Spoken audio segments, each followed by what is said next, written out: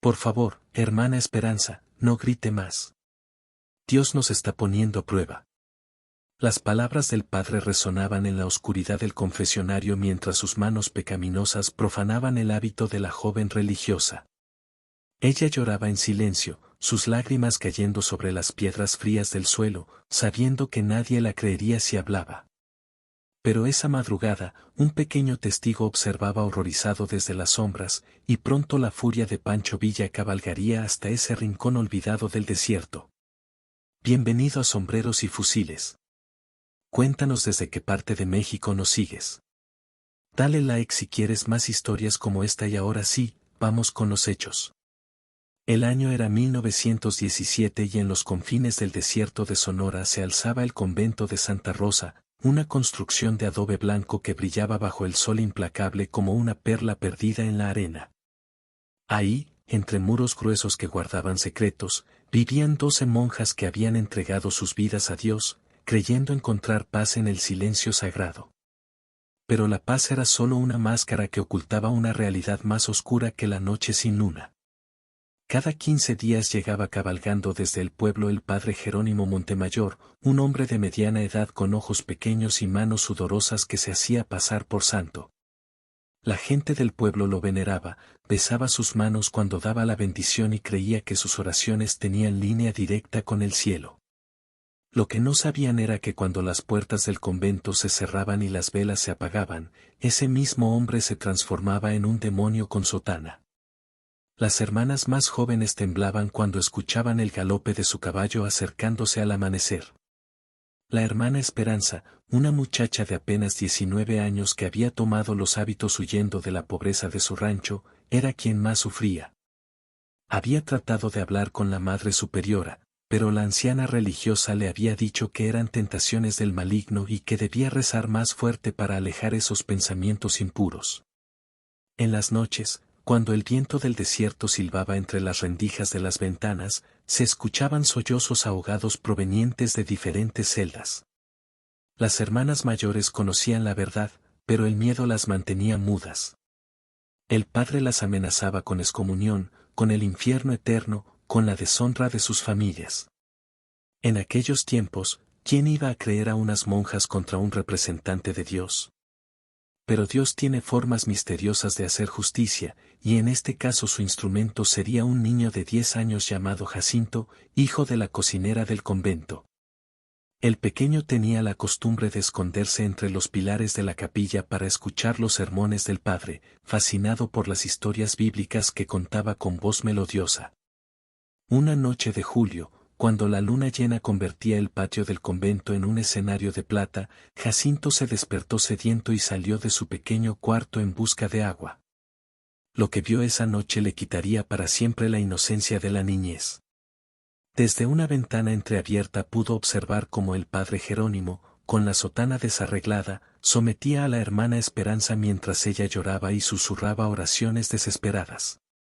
El niño se quedó paralizado, sin entender completamente lo que presenciaba, pero sabiendo en su corazón infantil que algo terrible estaba ocurriendo.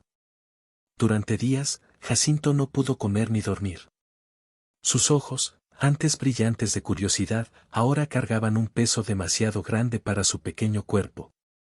Su madre, una mujer sencilla que había trabajado toda su vida entre fogones y trastes, notó el cambio pero no supo cómo interpretarlo. ¿Qué tienes, mijito? ¿Te duele algo?, le preguntaba mientras lo veía jugar distraído en el patio. Una tarde sofocante, cuando hasta las lagartijas buscaban refugio bajo las piedras, Jacinto tomó una decisión que cambiaría el destino de todos. Con manos temblorosas, tomó un pedazo de papel que su madre usaba para envolver tortillas y comenzó a escribir con un carbón que tomó del brasero. Su letra infantil y temblorosa plasmó en ese papel amarillento todo el horror que había presenciado. El problema ahora era más grande: ¿cómo hacer llegar esa verdad a alguien que pudiera hacer algo? El padre Jerónimo tenía influencia con todos los hombres poderosos de la región.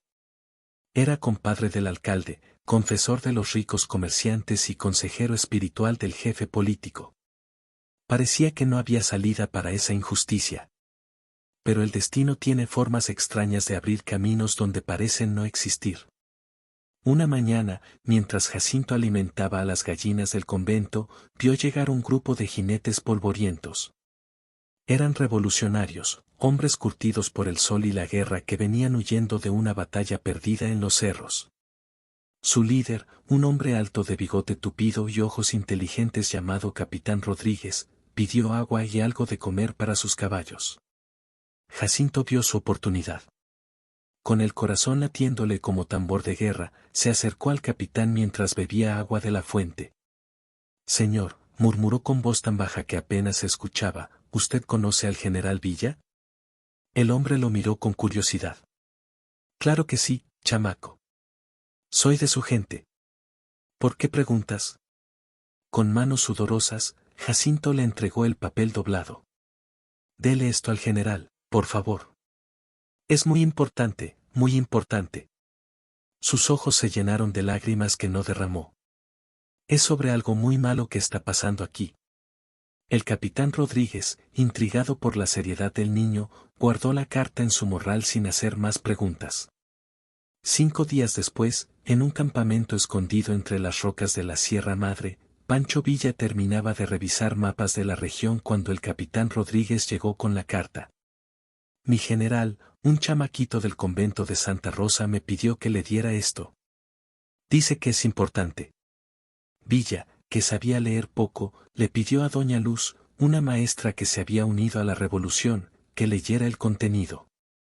Conforme las palabras infantiles iban siendo descifradas, el rostro de Villa se transformaba como cielo de tormenta.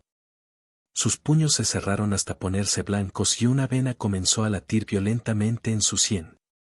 Cuando la lectura terminó, hubo un silencio tan pesado en el campamento que hasta los caballos dejaron de moverse.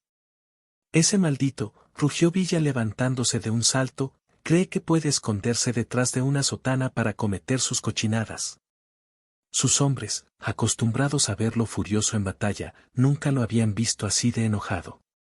«Muchachos», gritó dirigiéndose a su tropa, «vamos a hacer una visita pastoral a ese convento. Tenemos que evangelizar a cierto padrecito». Al amanecer del día siguiente, Villa montó en 7 leguas, su caballo alazán que podía correr leguas sin cansarse.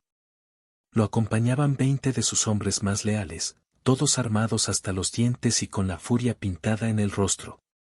Sabían que cuando su general hablaba con esa voz, iba a correr sangre como río en temporada de lluvias. El viaje hasta el convento les tomó 3 días de cabalgata bajo el sol implacable del desierto. Durante el camino, Villa no habló mucho, pero sus hombres podían ver cómo afilaba obsesivamente su cuchillo y cómo sus ojos se mantenían fijos en el horizonte como águila que ha visto su presa. Rodolfo Fierro, su lugarteniente más cercano, cabalgaba a su lado preguntándose qué harían cuando llegaran al convento. «Mi general», se atrevió a preguntar finalmente, «¿cuál es el plan?» Villa escupió en el suelo antes de responder. «El plan, Rodolfo, es simple. Vamos a darle a ese falso profeta una lección de moral que no va a olvidar. Y si por casualidad la olvida, pues no va a importar mucho, porque no va a vivir para recordarla». Mientras tanto, en el convento de Santa Rosa, el padre Jerónimo se preparaba para otra de sus visitas pastorales. Esa mañana había desayunado con apetito, silbando entre dientes mientras se peinaba frente al espejo de su habitación. Tenía planeado pasar la tarde aconsejando espiritualmente a la hermana Carmen, una novicia de 18 años que había llegado recientemente del pueblo. Las monjas, por su parte, se movían por el convento como almas en pena. Habían aprendido a reconocer las señales que anunciaban los momentos más terribles, la forma como el padre las miraba durante la misa, como sus manos se deslizaban sobre las suyas durante la comunión. La sonrisa que no llegaba a sus ojos cuando las llamaba para confesión privada. Fue la hermana Esperanza quien primero escuchó el ruido de los cascos acercándose. Desde la ventana de su celda vio la polvareda que se alzaba en el horizonte como nube de tormenta. Al principio pensó que serían comerciantes o viajeros de paso, pero conforme la partida se acercaba, pudo distinguir las siluetas de hombres armados cabalgando en formación militar. «Madre Superiora», gritó corriendo por los pasillos, «vienen jinetes armados». La anciana religiosa, una mujer de 70 años que había visto muchas cosas en su vida, salió al patio principal seguida por todas las hermanas. Su corazón se aceleró cuando reconoció entre los jinetes la figura inconfundible de Pancho Villa. El padre Jerónimo, que había escuchado la conmoción desde su habitación, se asomó por la ventana y sintió como si le hubieran echado agua helada en las venas. Conocía esa silueta, ese sombrero tejano, esa forma de sentarse en la silla de montar. Era Pancho Villa en persona, y venía directamente hacia el convento con toda su partida. Con manos temblorosas, el padre trató de pensar en alguna forma de escape, pero el convento no tenía puertas traseras ni ventanas lo suficientemente grandes para salir. Estaba atrapado como rata en granero. Sus piernas le temblaron tanto que tuvo que sentarse en la cama para no caerse. Villa desmontó frente al portón principal del convento con la gracia de un felino. Sus hombres lo rodearon, formando un semicírculo amenazador. El silencio era tan profundo que se podía escuchar el viento silbando entre las piedras del desierto.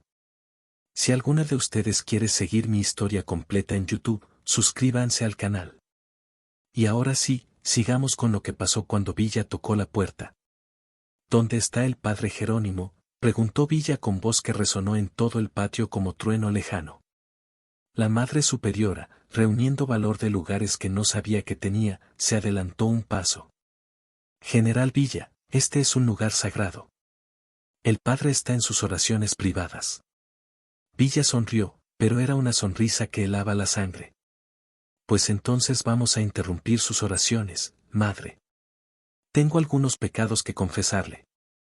Sin esperar respuesta, hizo un gesto a sus hombres y se dirigieron hacia las escaleras que llevaban a las habitaciones del segundo piso. El padre Jerónimo los escuchó subir, cada paso resonando como campanas de funeral en sus oídos. Trató de vestirse la sotana con manos que le temblaban incontrolablemente, como si las vestiduras sagradas pudieran protegerlo de lo que sabía que estaba por venir. Cuando la puerta de su habitación se abrió de una patada, estaba arrodillado sosteniendo un crucifijo como escudo. En el nombre del Santísimo Sacramento, tartamudeó, este es un lugar consagrado a Dios. No pueden entrar aquí con armas. Villa entró lentamente, sus espuelas sonando en el piso de madera como campanillas del diablo. Ah, sí. Pues resulta que Dios me mandó una cartita muy interesante, padrecito. Una cartita que me contó cositas muy feas sobre usted. El padre palideció hasta ponerse amarillo como cera de vela. No sé de qué está hablando, general. Alguien le ha mentido, alguien ha inventado calumnias contra mi persona. Pero sus ojos delataban el terror que sentía. Sabía exactamente de qué estaba hablando Villa. Calumnias. Villa sacó la carta arrugada de su bolsillo. ¿Estos son calumnias, falso profeta? ¿Un chamaco de 10 años inventando cosas que ni siquiera debería saber que existen? Con un movimiento rápido, agarró al padre por el cuello de la sotana y lo levantó como si fuera un saco de plumas. Por favor, general, soy un hombre de Dios, tengo influencias en la capital, mi hermano es diputado, suplicó el padre con voz ahogada. Villa lo soltó bruscamente, haciendo que cayera al suelo como bulto. Su hermano y sus influencias no lo van a salvar de lo que viene, hermano. Hoy va a pagar por cada lágrima que hizo derramar a estas mujeres santas. Rodolfo Fierro y otros 2 revolucionarios agarraron al padre por los brazos mientras Villa les daba instrucciones en voz baja. El plan que tenían en mente era tan terrible que hasta estos hombres, curtidos en 1000 batallas, se estremecieron. Pero sabían que era necesario. Había crímenes que solo se pagaban con el mismo sufrimiento que habían causado.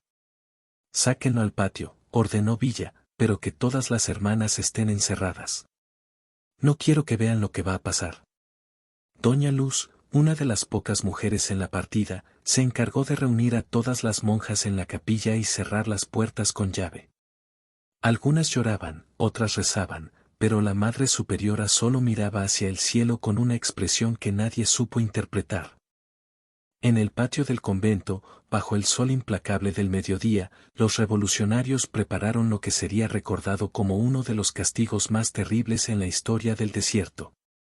Villa había ordenado que trajeran cuerdas resistentes y que prepararan los caballos.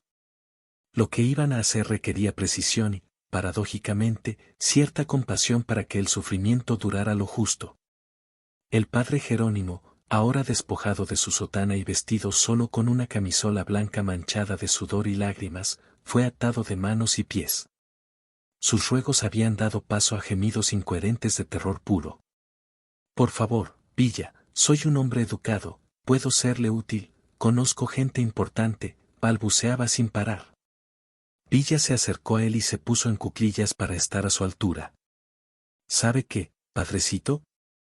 Usted tiene razón en algo. Si conoce gente importante. Va a conocer al mismísimo diablo en persona, y le va a contar todo lo que hizo aquí.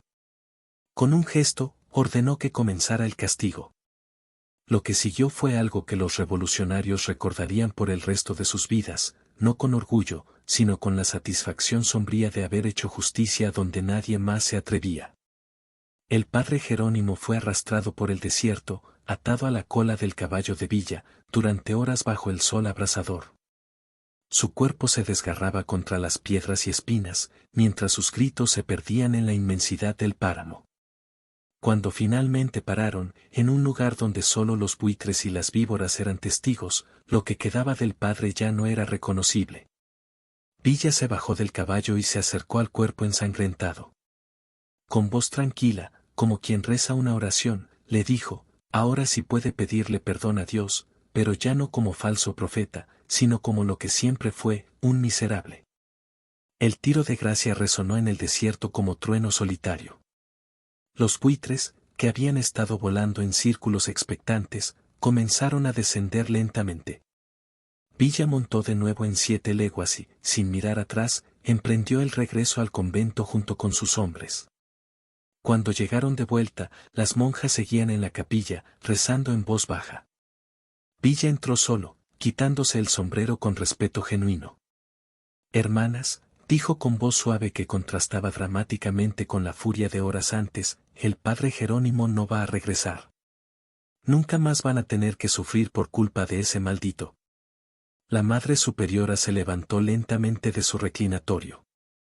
Sus ojos, húmedos por las lágrimas contenidas durante años, brillaron con algo que podría haber sido gratitud o alivio.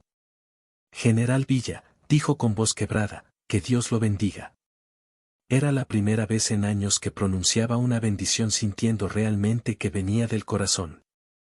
Villa volvió a ponerse el sombrero y salió de la capilla. En el patio, sus hombres ya habían ensillado los caballos y estaban listos para partir. Antes de montar, buscó con la mirada al pequeño Jacinto, que observaba todo desde una esquina del patio, medio escondido detrás de su madre.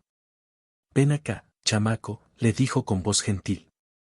El niño se acercó tímidamente, todavía asustado por todo lo que había presenciado. Villa se puso en cuclillas para estar a su altura y le puso una mano en el hombro. «Hiciste lo correcto, muchachito. Nunca tengas miedo de decir la verdad, especialmente cuando alguien está lastimando a otros». Le dio al niño una moneda de plata y se dirigió hacia su caballo. Antes de montar, se volteó una última vez hacia el convento. Las monjas habían salido y lo observaban desde el patio.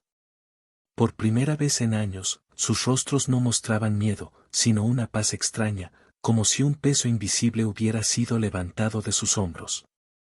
La partida de Villa se alejó del convento de Santa Rosa mientras el sol comenzaba a ponerse en el horizonte, tiñendo el cielo de rojo sangre.